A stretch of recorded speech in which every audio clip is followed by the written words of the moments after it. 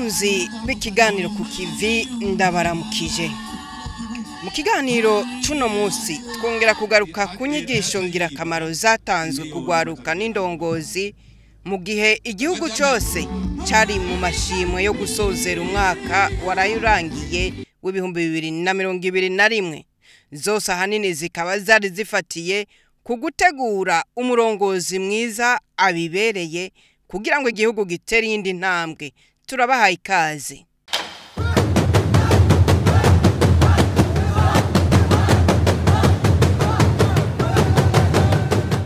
Nibyukuri turahiriwe ko Imana yatwimenyesheje ikongera mbere ikaduha n'indongozi ziyubaha. Uyu munsi turakoranye ngo iyo Mana yo nyene tuyikengurukire, ariko kandi tuyisaba umuco kugira ngo dushobore kumenya iki dushaka ko kuri iki gihugu cayo, kuri iki gihugu yaduhaye, kugira ngo tuyimenye, tuyikorere, duheze tujane mu ijuru. Mbere mu nkundire mpere kukubakengurukiranye n'icubahiro mukuru w'igihugu cacu ku bintu bine bihambaye jewe numvise mwashikirije kuri Monsiyo muriko murugurira iyindwi. Mwahaye intumbero iyindwi muri byiza byinshi mwashikirije, jewe hari bine byanshitse ku mutima nobakengurukira kandi ndazi sindi jenyene. Mwarashikirije muti turiko turamenya neza ko tutiremye, kw'ivyo dufise byose tubikesha Imana. Ubwo n'ubwenge n'ubwitonzi bw'umuntu atarakazeze kazezeta. Muti Uburundi ni igihugu ciza cane Imana yatugabiye. Ibyo ni iby'ukuri. Muti tugerageze guhinduka, dukureho agatima ka kera, tugire umutima mushasha. Ibyo birahimbaye. Muti nta kindi kizotugira abantu atari ijambo ry'Imana. Nkuko Patiri Kana bivuze, nta utobikenguruka kubona igihugu cacu cashize imbere Imana. Ivyo bikajana no kugendera ijambo ry'Imana mu buzima bwa misi yose, kuko atawe rita mu manga. Umukuru w'igihugu cacu Nyenicubahiro Varisito ati birabereye ko indongozi zo kwigishwa zikamenya ibikwiye n'ibizibereye. Umuntu aravye neza twebwe ugwaruka guno munsi, twebwe iyi generation tuvugishije ukuri ntitugira reference y'ingene igihugu gitwara. Ivyo twabonye vyose ntidushobora kuvyigana kuko ni bibi. Dutegerezwa kufata inzira nshasha, kuko tugafata inzira y'abatwitangiye Uburundi tuzaba turiko tubujana mu cobo. Dutegerezwa kwiga inzira nshasha yo gukorera igihugu cacu. Iyo mvuze ntitugira reference, hariho abantu baca biyumvira ati none ivyo nivyo. Ikumwe wese ngaho uko turi ngaho yiyumvira, ninde yombwira ko ashobora guharura abo yamukako gushika mu 1993? Nimwiyumvira umwe uti jewe ndi mwene naka wa naka dushike mu 1993. Twebwe mu Burundi ishene yacitse gute? Yacitse igihe batwivye igihugu. Igihugu baracibuka kiburu kibona, harakitwivye, hanyuma baca baradufuta akaranga kacu, karanga muntu ikirafudika, kuko bagufuse identite. Wewe wahora uri umushubi ugaca witwa umuhutu, wahora uri umusafu ugaca witwa umututsi. karangamuntu bakandika ko kuri umuhutu kuri umututsi nationalite ntibihindutse. Ati indongozi zarakoze amabi ariko aca yegekwa ku bandi batwagwa. Ati ni ngombwa rero ko tuva muri iyo ngendo. Twebwe nk'igihe rero igihugu dutanguye kukibona turi abarundi tubunigwaje, twagiye kukijyanira kugira tugishikemo. Uwa mbere ni wagitwara duca turicana, kuko utagwe kugishikako yaca avuga atabande ntimuzi, agaca ashaka kubicirayo. Umurongozi mubi acarondera babitako. Twebwe uburongozi bwarajaga bukagandagura abantu rugaca buvuga ngo n'abahutu n'abatutsi bagwanye. Murumva icari cy'uburongozi bubi bwo buhejeje kugandagura abantu bugaca bugenda ngo n'abahutu n'abatutsi bicaye. Abahutu bagaca bavuga ngo abatutsi baratumaze, ntibavangwa indongozi ziratumaze kuko zinyegeje.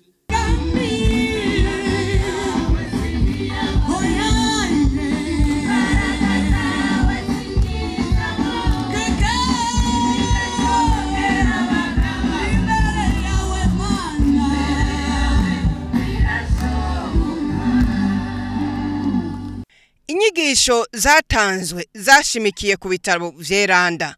Amajambo akomeye yaranze abanyisirayeli nka bose barasobanuye uko umurongozi akwiye kuba. Indongozi y'ukuri igira imbona kazoza.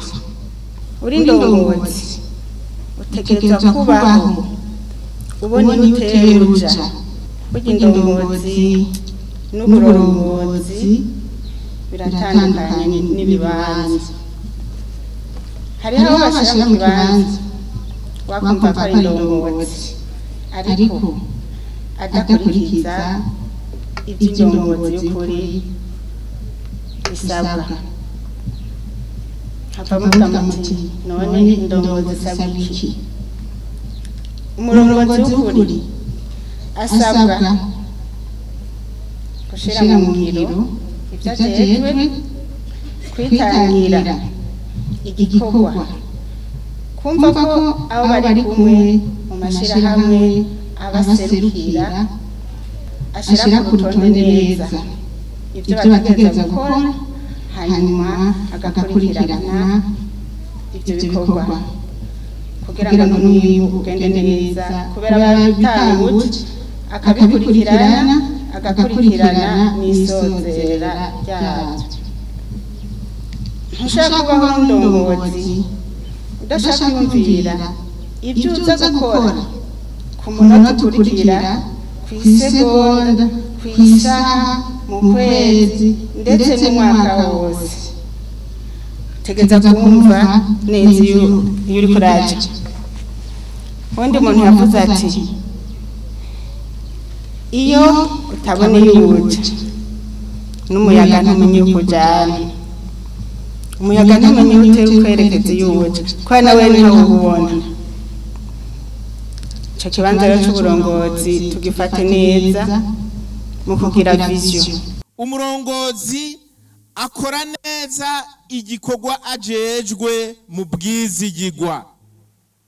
Ubwa mbere kugira ngo ashimishe uwamuhaye ico gikorwa, ariko ubugira kabiri kugira ngo ashimishe Imana kuko niyo soko y'ibintu byose. Musomye muri Zaburi ya 24 hari amajambo avuga ngo isi niyuhoraho nibiyuzuye.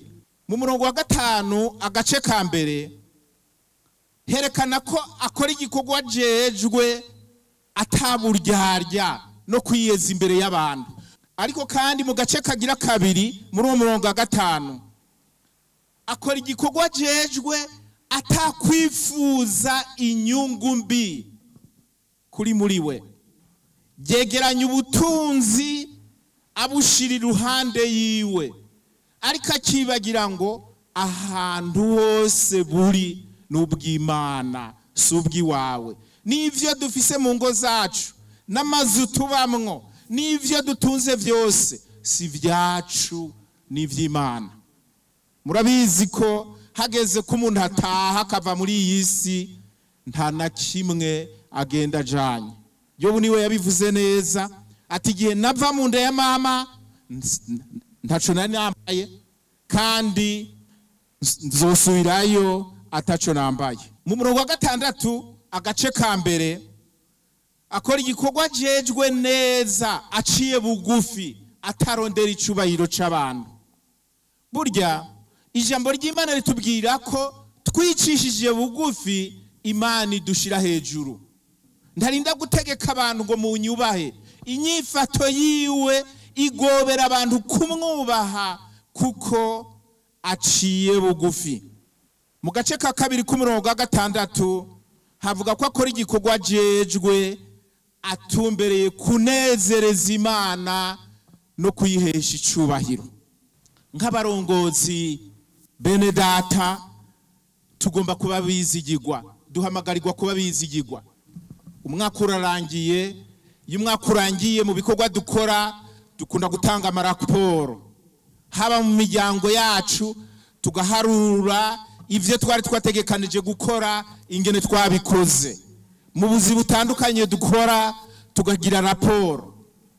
Raporo rero ufise urashobora gushinga intahe ukavuga uti Mana nabaye umwizigirwa, abo nakoreye bambera icabona ko nizigiwe, ariko nawe ubona mu mutima wanje ubone urabizi ko nizigiwe mu bikorwa vyanje. Ica kabiri, umurongozi n'umuvyeyi ategerezwa kubungabunga neza abana biwe. Mu murongo w'indwi n'uw'umunani ko ari umurongozi abarongoye bose abafate nk'umwana akenewe kubungabungwa, akeneye gukingirwa. Umurongozi adafise umutima wa kivyeyi w'umumama aba ikirandamuke, atera ubwoba barongoye hamwe n'abamurongoye. Nta rukundo afite abarongoye, muri make n'umucangero. Mu ijambo ry'Imana Yesu yavyigishije ko aravuga ngo bene uyo iyo abonye ikintu giteye ubwoba, abonye ibingirije aratagahunga, maze abo yararongoye bagasanzara canke bagapfa bakamererwa nabi. Igihe hari ikibazo kimuvuye ko naho canke ikosa yakoze, arondera uwaryegeka ko mubo arongoye kugira ngo we yibere mu mwidegemvyo. Ariko igikorwa c'umuvyeyi n'ukubungabunga neza abana biwe. Ndashima izina bahaye leta yacu, leta mvyeyi, leta nkozi. Cane cane ku ruhande rwa leta mvyeyi harimwo ivyo bicapu bibiri, igicapu c'umumama abungabunza umwana, ariko na ca gicapu c'umupapa yirinda kuremera abarongoye. Yarongeye ati umurongozi atari umuvyeyi w'umupapa ntashaka kuruha, ibikorwa vyose abiremeka kubarongoye. Muri make umurongozi nk'uyu ahungabanya umutekano w'abarongoye, maze agahinduka umuzigo uremereye kuri bo. Umurongozi nk'uyu yiziziwe no kwaka no gutanga ibiturire.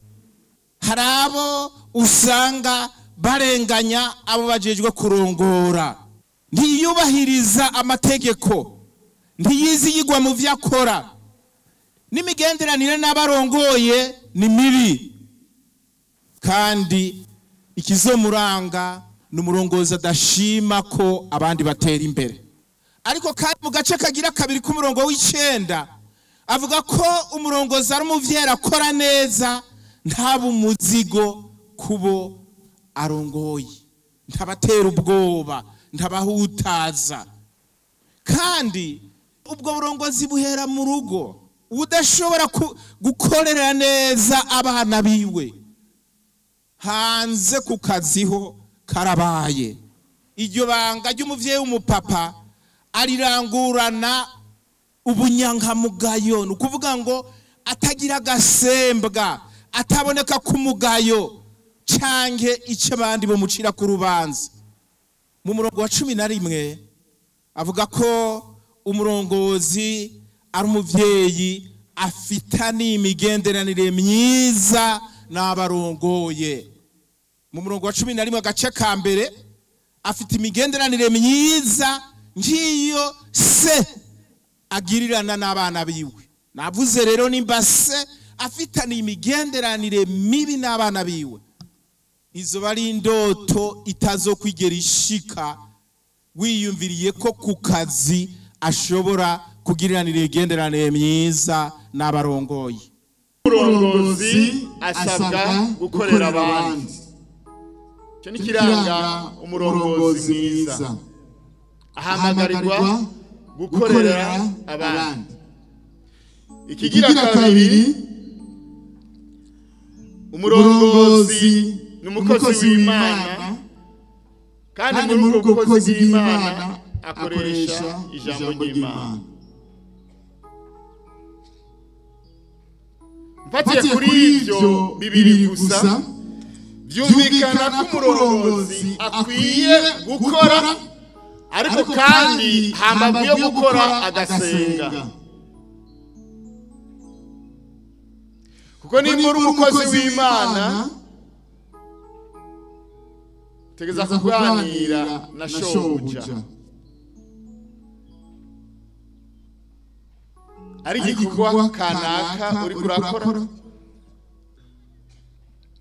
birashobora gushika ukamubaza ati mbega nkazi ni orientation mwompa kuri kino gikorwa, akakubwira ukagenda kubishira mu ngiro. Ariko kandi uri kurabishira mu ngiro, birashobora gushika ugahura n'intambamyi, ucugaruka kwa shobuja ukamubwira ati bose, muri ryarangura ryasha gikorwa nahuye n'iyi ntambamyi n'iyi. Umurongozi rero nimba ari umukozi w'abantu,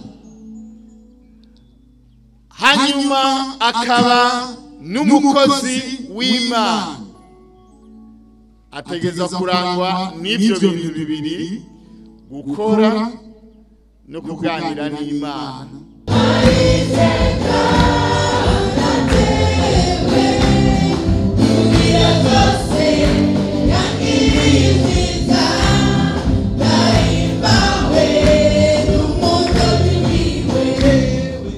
Patiri Amando Kana yishimikije ijambo ry'Imana, yarerekanye iteka ryo gukora.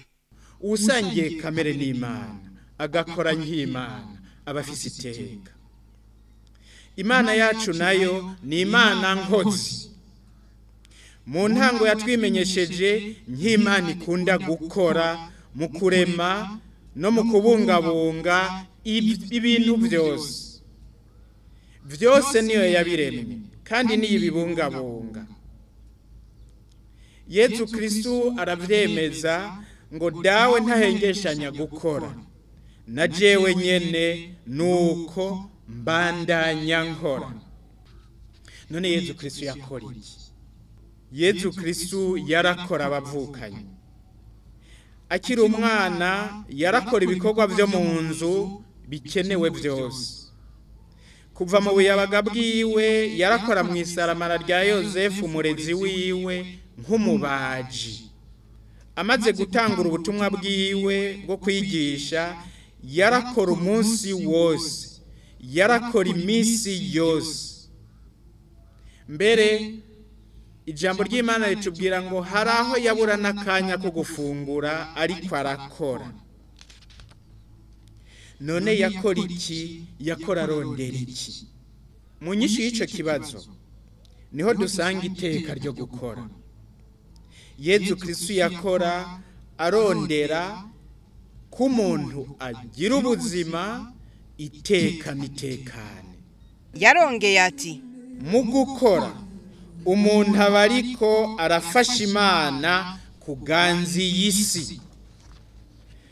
Umwepiskopi Ambroise nawe ati umukozi wese ni ikiganza ca Kristu kibandanya kurema no gukora ineza. Ubwenge bwacu, amaboko yacu, n'inguvu zacu, nico Imana yabiduhereye. yarajinjibuye umuntu wese adakora mu kumubwira ko atabereye kuba ku isi. Urahiriwe rero wewe imbere y'Imana wamukora ufise iyo ntumbero. Mbere uyo wese akora afise iyo ntumbero aba ariko arahereza Imana ishikanwa riyishika ku nyota, kandi aba yerekanye ko afise ico abereye hano ku isi, kuko uko gukora kwiwe ngo umuntu agire ubuzima iteka n'itekane birahindura iyi si bikayigira nziza kuruta. Nico gituma umuntu adakora cyangwa umuntu adakora afise iyo ntumbero agakora ibitaroranye, aho kugira neza iyi si n'ubu Burundi Imana yaduhaye akabidabanganya, uyo ntakwiye kubandanya aba ku isi, yoba arutwa n'urunyondwe ku nka. Noneho nta n'umwe Imana yaremye ngo abe nk'urunyondwe ku nka muri kino gihugu. Umuntu wese Imana azanye muri kino gihugu yiteze ko umunsi Imana izomugotora azoba yagifashije gutera intambwe kuruta, kugira ngo abakirimwo muri iki gihe n'abazoza bagire ubuzima iteka n'itekane. Yishimikije inkuru z'umwami Dawidi, Patiri Kana Amando yarerekanye ko ubunebwe buzana ubuja. Ubunebwe bw'umwami Dawidi ngo umwaka utanguye, igihe abami baja ku rugamba, Dawudi arungika Yowabu. Uwo Yowabu yari umukuru w'intwazangabo ziwe, ari kumwe n'intwazangabo ziwe na Isirayeli yose. Dawudi nawe aguma i Yerusalemu. Igihe kimwe ku mugoroba, Dawudi arahaguruka ava haryamye, agenda kuyebaya mw'ibaramiro ryo hejuru y'inzu y'umwami. Ngubwo ubunebwe bw'akamaramaza ku mwami w'Isirayeli bwerekanwa ngaha n'ibintu bitatu. Icambere cerekana ubwo bunebwe nuko Dawudi yarungitse Yowabu umukuru w'intwazangabo ziwe kumwe n'intwazangabo zose na Isirayeli yose, nawe yigumira imuhira, kandi ari mu gihe abami baja ku rugamba. Umuntu aguma imuhira ari umwami mu gihe abami baja ku rugamba n'umunebwe. Icakabiri cerekana ubunebwe bwa Dawudi ngo umunsi umwe ku mugoroba Dawudi arahaguruka ava haryamye. Umve namwe iryo bara. Abandi ku mugoroba bitegurira kuja kuryama kuko babiriwe ku kivi. Dawudi nawe ngo aravyutse yiriwe aryamye mu gihe cyo gukora. Ubwo bunebwe n'akamaramaza.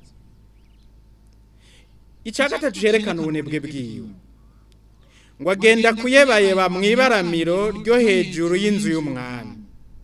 Ngo yagiye kuyebayeba no kubarama, kandi ingabo ziwe ziri ku rugamba, kandi ari igihe abami baja ku rugamba. Birahambaye kandi birakenewe ko twese tubimenya, cyane cyane abagize leta nkozi, kugira ntibagwe muri ubwo bunebwe. Ariko si bo bonyene, kuko umuntu wese Imana yashize kuri iyi si ikamuha amaboko n'ubwenge ntarekure kuba umunebwe. Mbega ubwo bunebwe bwari bwavuye kuki? Yarabisiguye. Ubizirikanye neza usanga bwavuye ku bintu bitatu. Icambere no kwibagira icyayi. Dawudi yaribagiye ko ari umusuku ajejwe gukorera Imana n'abantu bayo, aho kuja imbere y'abandi ngo abakarorero kabo ngo bagende bakurikira haciye, abereke akarorero ko gukora nk'usukurira Imana n'igihugu cayo, ariryamira. Uyo wese arongoye abandi yibagira ko ari umusuku, un serviteur, ntagenda adatewe n'umutima w'ubunebwe, kuko udategwa n'umutima w'ubunebwe nuwama yibuka azirikana ko ari kuri iyi si nk'umusuku, kandi ko nibanga ashinzwe ari ryo gusukurira Imana n'abantu bayo kugira ngo bagire ubuzima iteka nitekane. Icya kabiri ubunebwe bwavuyeko nukwifata inini n'ubwibone. Amaze kwibagira ko ari umusuku, ubwibone n'ukwifata inini byaciye bibyuka muri Dawudi, maze wa mwami Imana yari yaragomwe baramubura iyo bamubonye, asigara ari umunyabwishime, umunyamanyanga n'umubishi. Icya gatatu ubunebwe bwavuyeko nukwiba mu kuguma muhira mu mwanya w'urugamba, mu kwiryamira umwanya wo gukora, mu kwigira kuyebayeba no kubarama umwanya wo gukora. Dawudi yarivye umwanya mu kukoresha ivyo utagenewe.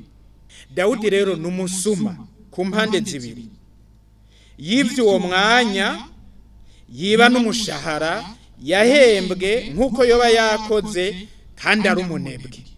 Ati indongozi yose rero irakwiye kugaba, kuko nayo ishobora gutegwa nk'uko uwo mwami, kandi yari umwami akunzwe n'Imana cyane, yatewe.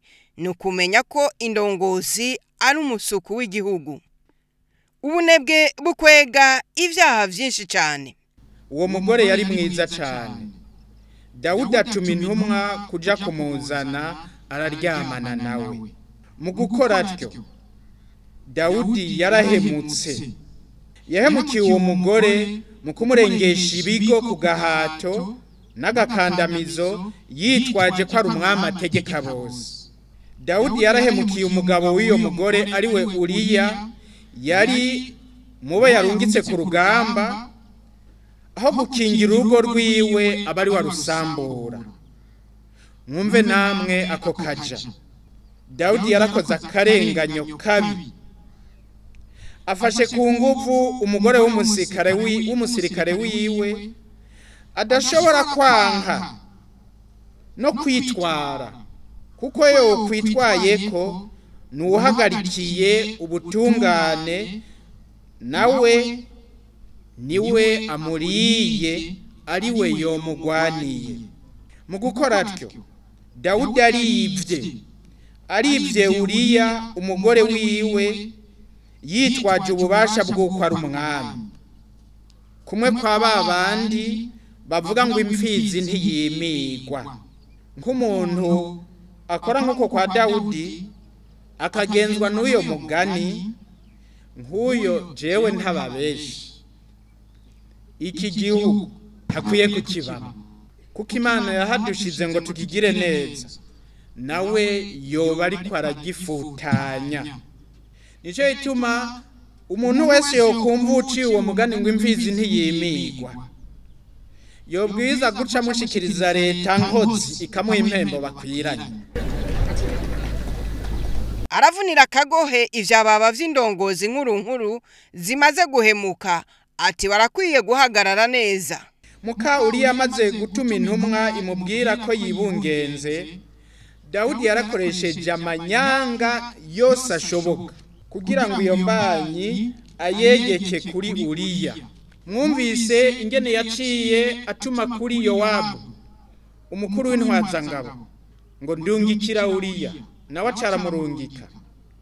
Uriya ashitse, Dawudi ngo aramubaza ibyerekeye Yowabu ingabo n'urugamba mugabo kwari ukwirondeza utwavuga sivyo yari yamuhamagariye ntiyari akeneye raporo y'urugamba sivyo ababaye icyo ababaye ubu nuko yokoresha amanyanga n'uburyarya kugira ngo uyo mwana Betsabe yibungenze aze yitwa uwawuriya mu gukura Uriya ku rugamba ngo amwegeke kwiyonda mu kumutegeka kuja kuryamana n'umugore kandi kuba ari ku rugamba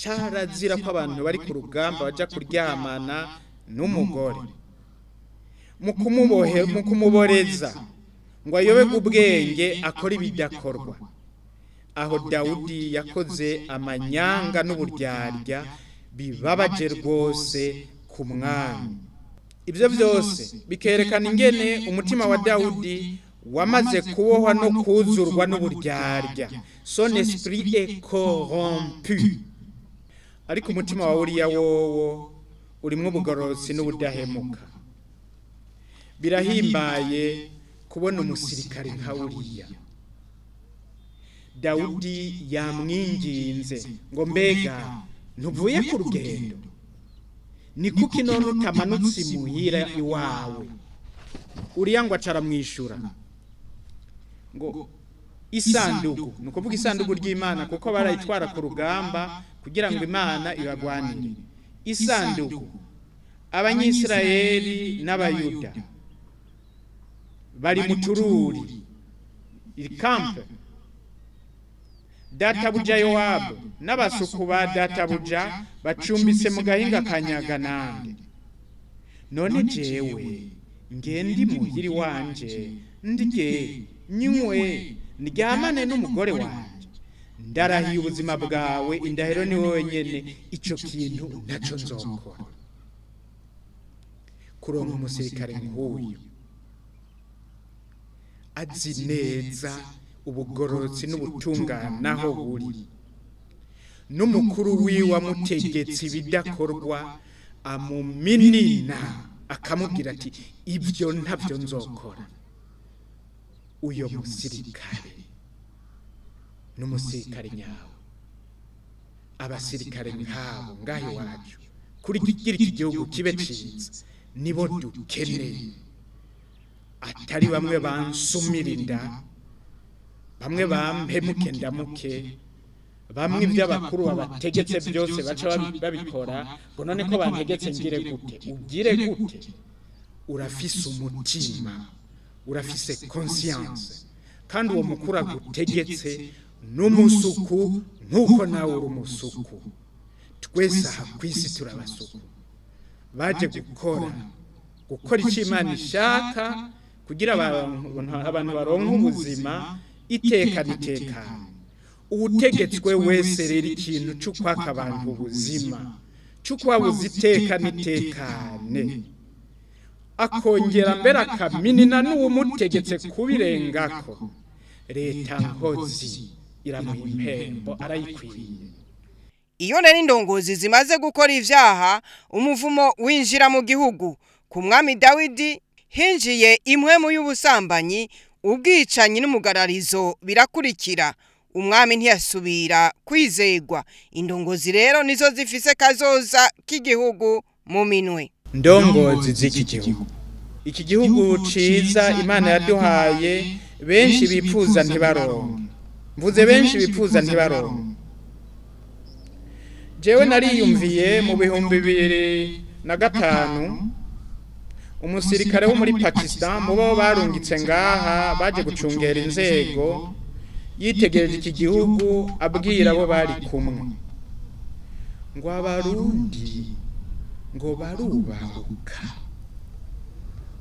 bakagwana bakicana bari mu iparadizo nyi ngo twebwe uwo hatuzana ngo twoca duhebye kugwana iki gihugu rero ingene kimeze uyu munsi ingene kizomera nejo mwebwe nwandongozi mubifisemo uruhara ruhambaye iki gihugu cyacu cyaraguye mu buja bubi kiranywa amaraso cagenewe kunywa amazi, kiracikamwo ibirundo by'imibyimba Imana yari yashatse ko kiba igihugu kirundwamwo umwavu wo kugitabira. Ibyo byose umuntu abitohoje neza usanga byavuye ku barongozi bugururiye amarembo imitima y'ubuhemu, amanyanga, uburyarya, ubwicanyi no guhemukira igihugu. Twokwirinda gute kugwa mu buja bw'icyaha? Wese agaye igicumuro ciwe agasaba ikigongwe acabohoka, kuko ububasha bwa Shetani yari mufiseko buca busambuka. Ububasha bwa Shetani buri ku muntu, icambere kibusambura nico nukwigaya, kugaya igicumuro yakoze agasaba ikigongwe. Caba ikigongwe asaba Imana, caba ikigongwe asaba uwo yahemukiye n'uwagiriye nabi, kandi agafata ingingo yo kudasubira muri iyo nzira. Ico nico cambere cakijije Dawudi, kuko Dawudi murazi ko Imana ari intungane kandi tarekera umuntu n'umwe mu kibi. Amaze gukora ayo maroregwa, Imana yaramurungika umuhanuzi Natani kumumenyesha icyaha yakoze.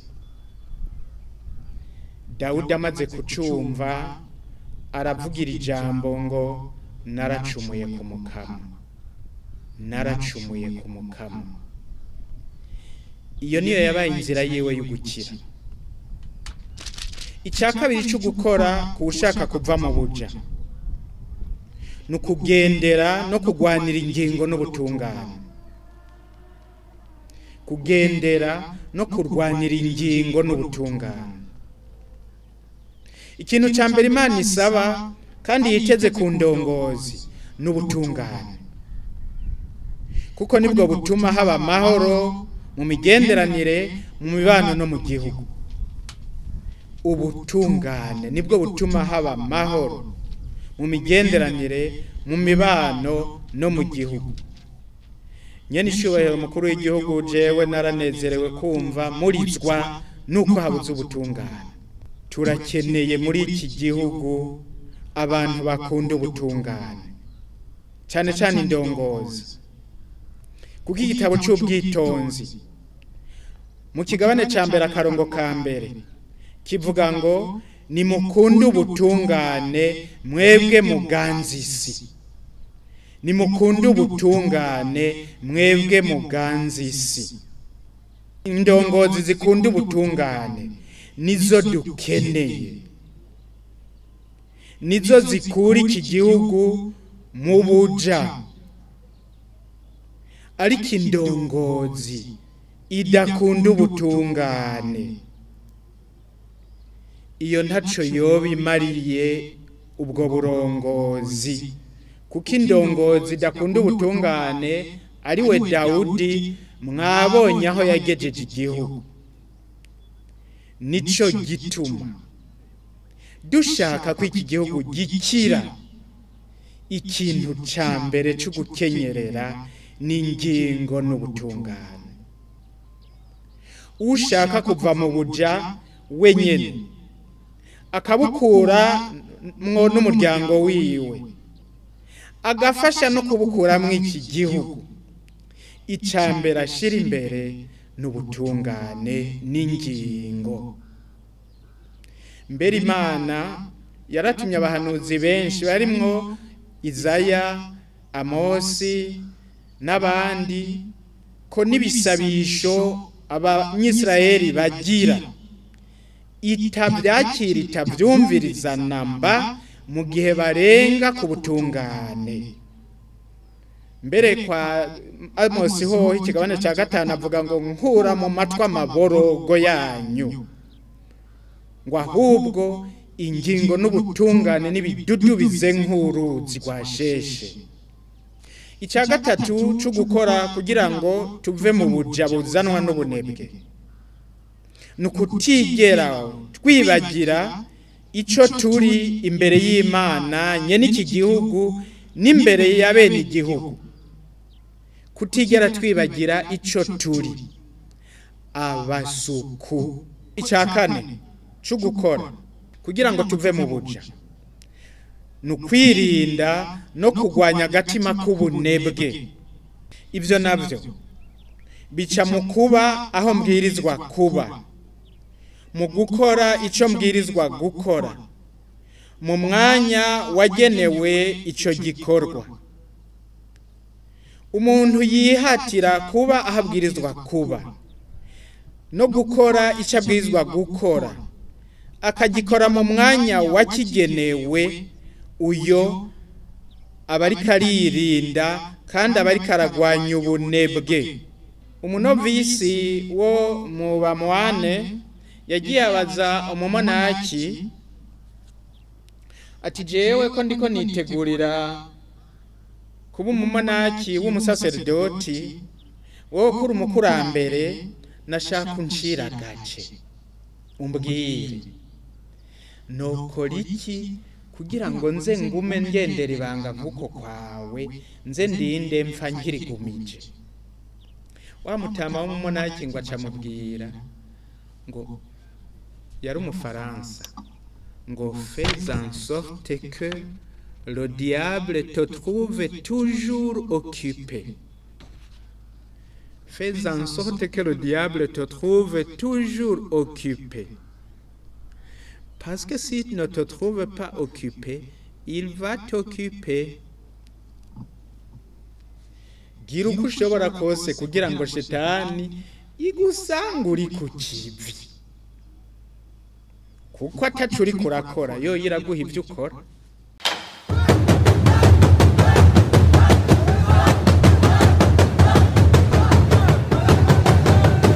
Nk'indongozi nshaka kuvuga igihugu kugira ngo wowe uri indongozi umenye icyo gihugu uri kurongoramwo abandi, kugira ngo ubashikane ku kumererwa neza muri icyo gihugu Imana yaduhaye. None turiko turabikora. Uwo mukozi w'Imana ibi bintu yigishije mubifate nka nkama, birakomeye kuko sinzi wambwiye ngo najewe ngo nibonekerwa ngo ingene navuze ngo leta mvyeyi leta nkoze. Hajya hose no kugira ngo twihere reference, turondere umuvyeyi ameze gute. Wowe uri indongozi, menya yuko userukira leta nkozi, leta mvyeyi. None kuyiserukira uriko witwara koko nkuko yari kwitwara yihaba. Umukuru w'igihugu yongeye kuvuga ati, igihugu ni cy'abarundi bose, leta ni y'abarundi bose. Hagaca havamwo rero indongozi muri abo barundi. Izo ndongozi zumve ko zavuye mu barundi kandi zihejeje ikiringo zizogaruka mu barundi nyene. Mwebwe murabona yuko umuntu akuze na gatoyi aca ashaka abajejwe umutekano. Umushinga amateka yahora ari directeur wa Ecofo, bamutoye ubwo nyira cyasaba abapolisi bamucungira umutekano. None akanya bene igihugu barabaye abasi aribo bamutoye. Kubera iki? Aciye avuga ko avuyemwo, no kuvuga yuko agiye kurya ivyabo. None rero ko abivye ivyabo nabasi. Iyo baba ruzi kuri indongozi nziza utagiye kurya ivyabo, ubuvuga ko arabagenzi muga kubera ubizi neza wewe mu mutwe ubwo mubabona nk'abasi. Nubaye umudeje yahora ari directeur acashaka abajejwe umutekano, nuvuga bajya babaye abasi bamwe bahorana. N'umudandaza abonye chiffre d'affaires ishitse ku miliyoni 5 ashaka abajejwe umutekano yaduze. Ibi rero biravyerekana ko mu mutwe ntiturabona ko twashitse ku gihugu. Igihugu ni cy'abarundi, wewe uri indongozi uva muri abo barundi ugaja kubarongora kubatunganiriza ivyabo. Ubitunganije nabi nyene baraguhenura. Duhinduke tuje kuri mission Imana yaduhaye. Ndizeye yuko nkono munsi hatabura gahinduka. none tuzokira gute? Mushaka Imana irizirinde kuturimbura iza n'abandi bashasha. Nimusome mu ijambo ry'Imana handitse ngo mwabungere babimwe. Abantu rero bacavuga ngo ni ba pasitori ngo ni ba patiri. Sivyo sibo gusa. Umuntu wese afise abarongoye n'umwungere. Mwabungere babimwe. Intama zanje mwazishwiragije aho kuzegeranya. Muzirya urushato. Kariko rero mubarya igiturire. Mubasahura utwabo. Mwebwe nzobirukana nzana bungere beza bandagirira intama zanje. Nari Imana se kubivuga. Iyo udashoboye rero kuragira izo bakujeje, umunsi umwe Imana izokwirukana izana abantu. Umukuru w'igihugu afatiye ku burorero bw'imikorere myinshi itabereye umuvuka gihugu yavuze ati birakwiye ko twisubirako. Uravye iki gihugu cyacu twibaze ikibazo umwe wese. Ntitumaramara kubona Uburundi bwanditswe nk'igihugu ca mbere gikenye ku isi. Umwe wese yumviye ntitumaramara. Habuziki umwe wese yumviye. Je nemvira yuko ikibuze n'uwo mutima duhejeje kuzana twirukanye wari waratunyoshe kuko ntivyumvikana. Uburundi duce dufata turabe ibindi bihugu bavuga ko biteye imbere, turabe ivyo bifise Uburundi butagira. Maze iminsi ngoma ndabivuga, ni igiki Imana itaduhaye ikagiha ibindi bihugu. Ico iyo ndaciyumviriye ndabura naje ico mfata n'ico ndeka, kuko Uburundi Imana yaduhaye umutahe ukwiye. Tubuze umutima. None ducerwa ko abarundi batagira umutima, kuko biramara maje. Uravye Uburundi bwonyene bwitwa Uburundi, tutagiye ngo turabe ibiri mu kuzimu ibira hejuru. Uburundi bwonyene ni itunga rikomeye cyane, ni itunga. Tuburavye bwo bwonyene ni itunga. Ukaraba ubwenge abarundi bafise n'incabwenge zikomeye cyane, mugabo vyarananiranye ko dushobora kuvyaza ibimana yaduhaye kugira twe igihugu giteye imbere. Twishinga kurabana mu maso umuhutu, umututsi, umutwa, ujya afise akazi. Umukuru w'igihugu cacu yabandanije guhimiriza abarongozi kuba abantu kugira abarundi bareke kuzinukwa igihugu cabo. Ntitubeshe indongozi nta buntu tugira, turi bikoko. Ivyo ni muvyemere. None ko ari ivyo niboneye n'amaso. Mwebwe murazi ko abantu ba mbere barenganywa muri iki gihugu arabamugaye, arabatama n'abatamakazi. Mbwira umuntu ashobora kurenganya umuntu ari muri chaise rurale gute? Iki gihugu kirakimwe abantu cyari kirimo ibikoko. Mbwira iyo ntaravuka mwabamwo, ibirimo guverineri, ibirimo musitanteri, ibirimo umukuru w'umutumba, biramara maje nakamara maza je ndababwiye ivyo naraye mbonye. Harenganywa abamugaye bagendera mu masheze rurale. Iyumvire nk'umwe bazembagiza amanuka Bujumbura avuye Bururi gushika hagatike kamuheranye agendera muri sheze rurale. Nacenda mu hagatike ko kuduga ya ngo wari yamwemerera agatike aca mukwepa aje gusaba ibintu afite uburenganzira. Imuramvya nagiye mbona abamugaye babiri bose bagendera muri sheze rurale nibo ba mbere barenganijwe. Kari gitangaje Chambwira Buramatari n'utwara sentare ya Muramvya. Niki gikorwa ni mwenda gitumye. Mu minsi ibiri gusa. Nagiye mbona bampaye nyinshi ngo vya bindi ngo vyatungana.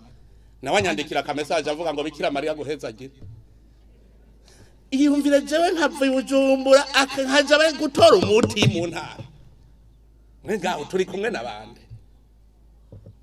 basi nimwumva ikigongwe gira umutima w'ikigongwe nimeburi mureke uwo ako gatima atare mufise iwo mutima ugumye mufise mwe mutagira ikigongwe basi nimuwirukane muzana umutima w'ikigongwe gusa sindabwiye mukore gira umutima w'ikigongwe gusa mwicare mutekereze mugira umutima w'ikigongwe ico nico cyambere mutabaye abantu uburundi ntibuzogenda bubaye igihugu be murazi yuko hari abantu igihugu batevye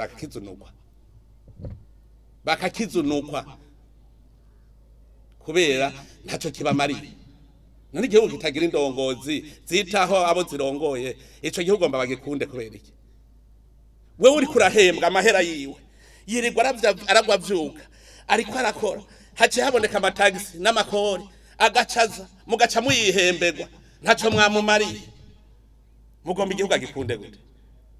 Umukuru w'igihugu yarashimiye abakozi b'Imana bafashe umwanya bakaza kwigisha indongozi na cyane cyane kuba batajya umunwa bakanegura ibibereye kunegurwa. Ibindi bihugu kugira ngo bitere imbere mparanza ndasoma hatari hake musome cyane cyane nk'ibitabo vya kera batunzwe nuko habaye abantu baza baranegura ingene igihugu cyabo kimeze. Hajya iyo ndiko ndabwira abamenyesha amana ngo baze kwigisha hariho ubwo banama mfise mugabo bakabumara batanguye gukora nk'ubu je narinzi yuko nka Patiri Amando ahava atinya kutunegura ndagushimiye cyane kuko nta mafise ubwoba ko bazohava badutinya kutunegura. Hatabonetse mu gihugu abantu banegura ntibikunda ntigishobora gutera imbere kuko kuneguye ucurondera ubona kanenge ugacumenya ico ukora. Muraza abantu bari bafise ubwoba hamwe navuga ngo tugire ihuriro ry'incabwenge twigige mu Burundi budateye imbere Forum National sur le Développement du Burundi. Haje muraza ko abantu bari bafise ubwoba ngo ararekuye incabwenge zinegure. None mwabaye iki? Hari ngorane mugahinjura hagere ko tubikorera ko biki uzubona hari abantu bafise amafire ngira ngo yaremoroke emwe batemera urumva naho usunika akana. None nk'umuntu yiba wamubujije azi kumubona jari ngiye muravuga nubwo indongozi zimwe simbata imbata niyo yabonye inyama ishake mu isafuriya amazi yabiza ariko aratogota irakubita y'umunwa ngo yibe inyama. Mu gusozera Nyenicubahiro Varisito ndayishimiye yasavye abarundi gutunganya neza bike bafise. Twebwe tuvuga ko Burundi bukenye naje nkabwira ko butunze. None niba ubona dufise bike udashoboye gutunganya ivyo bike uzoshobora gutunganya vyinshi. Ko dukenye nitubanze dutunganye ubwo bukene bwacu dutunganye utwo duke murabe yuko vyinshi bitaca biza. Ubunebwe nibwo budutuma tudatunganya mugabo ni vyinshi none gura muribuka abantu bigeze kuvuga ngo ritime yiwe nta uzoyishobora. Ni wimvira urumukoseye w'umukuru w'igihugu ukumva yuko ritime y'umukuru w'igihugu utazoyishobora. Umukuru w'igihugu araba ibintu birenga igihumbi nawe uraba kimwe ugaca uvuga yuko utoshobora ritime yiwe. Rero tufatinde ritime shasha tugira umutima w'ubuntu nukuri ivyo ndabibasavye mugire umutima w'ubuntu twumve ko turabarundi. Igituma mvuga nti tugira umutima mushasha nuko kare twari dufise umutima w'abahutu n'abatutsi n'abatwa tugira umutima w'abarundi rero. ni no kuri izo mpanuro dusozere ko kino kiganiro ku kivi ikibwirwa n'icumva icerekwa n'ikibona mugira amahoro ahiwanyu.